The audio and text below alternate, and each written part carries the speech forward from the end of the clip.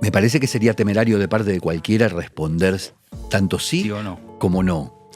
Yo tiendo a creer que en tanto y en cuanto el sistema, el modelo, funcione con los parámetros con los que hoy funciona, las posibilidades reales de enfrentar el cambio climático son bajas. ¿Por qué? Porque esto supondría reducir las emisiones de gases de efecto invernadero a niveles que no son compatibles con los deseos de la sociedad mundial respecto de su desarrollo económico y respecto de su bienestar.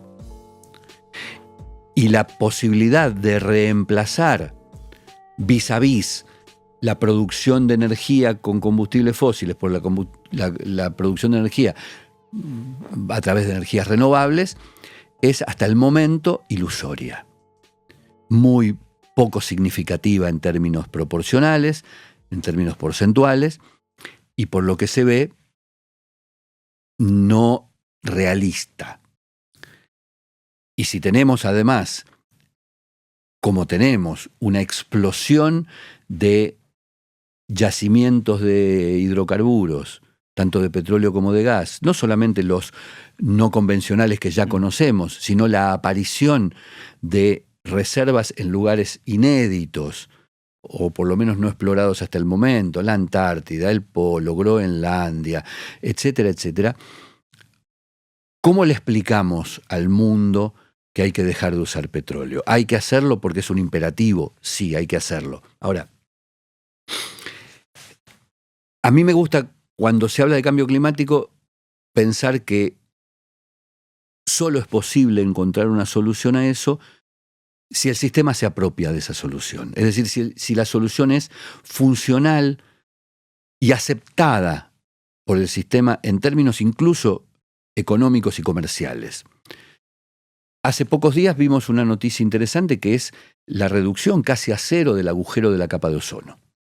El agujero de la capa de ozono prácticamente está resuelto y fue un problema global a nivel ambiental crucial en la década del 80, cuando lo que se veía era la aparición de un agujero. ¿Y esa reversión fue producto de...? Esa reversión fue producto... A ver, hagamos un poquito de historia. ¿Por qué se producía?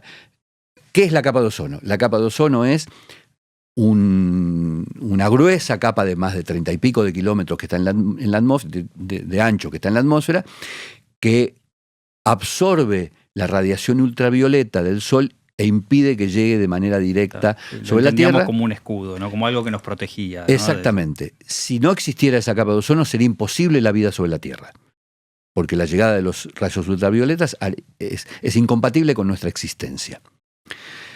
Por lo tanto, la aparición de ese agujero de ozono fue una alarma verdaderamente cierta, porque ponía en riesgo la supervivencia de la vida sobre la Tierra. Claro.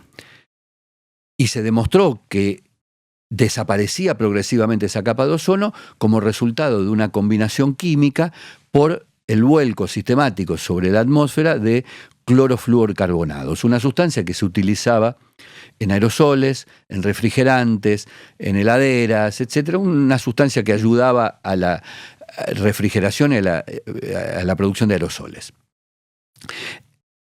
El mercado encontró un sustituto y el acuerdo entre todos los países fue que a partir del Protocolo de Montreal en 1987 y hasta el 2010 se produjese un paulatino abandono del uso de clorofluorcarbonados hasta que en el 2010 se lo prohibió a nivel mundial. Y hoy no se usan. ¿Por qué esto fue posible? Porque el mercado encontró un sustituto, que es otra sustancia similar, pero que no provoca el mismo daño. Y ese sustituto estuvo validado por la economía mundial. La percepción es que hasta el momento la economía mundial, y con la irrupción cada vez mayor de fuentes petroleras y gasíferas con menor costo de extracción, no valida ese sustituto. La economía mundial no está validando la teoría. Hay algunas vías, digamos, de uno imagina que otro tipo de energías lo van a reemplazar, ¿no? Sí, por supuesto, pero por el momento todo está o en un plano del deseo, o en un plano teórico, o en un plano de la enunciación de lo políticamente correcto. Hay un politólogo norteamericano que se llama Brian Berry que dice algo interesante. La gran paradoja del cambio climático es que todo el mundo sabe lo que hay que hacer, pero nunca aparece el sujeto político, diría yo, o económico, que lo ejecute. Porque, para decirlo vulgarmente, no es negocio. Y el sistema en el que estamos necesita convalidarlo económicamente. Y evidentemente todavía la transición energética. ¿No ves la energía solar, la energía eólica, la energía, digamos, Sí, la electricidad? Digamos, ¿no ves, existen, están, son sustitutos posibles. algunos reales, digamos, algunas ciudades que ya están? Sí, Digamos, por supuesto. Pero pensémoslo de la siguiente manera. Tenemos en los últimos... un tema de escala, digamos. Tenemos en los últimos 10 años la mayor afluencia de ciudades carbonos neutrales, de producción de energía a partir de fuentes solares o voltaicas, la mayor en la historia, concentrada en los últimos 10 años. No ha movido el amperímetro. No ha movido el amperímetro. Los niveles de emisiones de gases de efecto invernadero de la atmósfera son cada vez mayores. Ni siquiera se estabilizan. Quiere decir que ahí hay una contradicción flagrante. Bueno. Y si la escala fuese la posibilidad de dar respuesta a eso, debería empezar a verificarse un descenso en la cantidad de emisiones de gases de efecto invernadero. Y el riesgo que esto tiene, a diferencia de lo que muchos plantean en términos apocalípticos, no es la desaparición del planeta ni la desaparición de la humanidad, por lo menos no en un horizonte contemporáneo. El riesgo es que el mundo como lo conocemos, socialmente hablando, sea infinitamente peor, infinitamente más desigual, con gente que tiene acceso a aquello que la protege de las inclemencias que propone el cambio climático, claro, y aquellos que claramente no. En estos días se resolvió, por decirlo de alguna manera, la situación de Siria. La guerra civil en Siria del 2014 se dispara a partir de un problema ambiental, que fue la peor sequía de la historia en un país donde la sequía es la norma.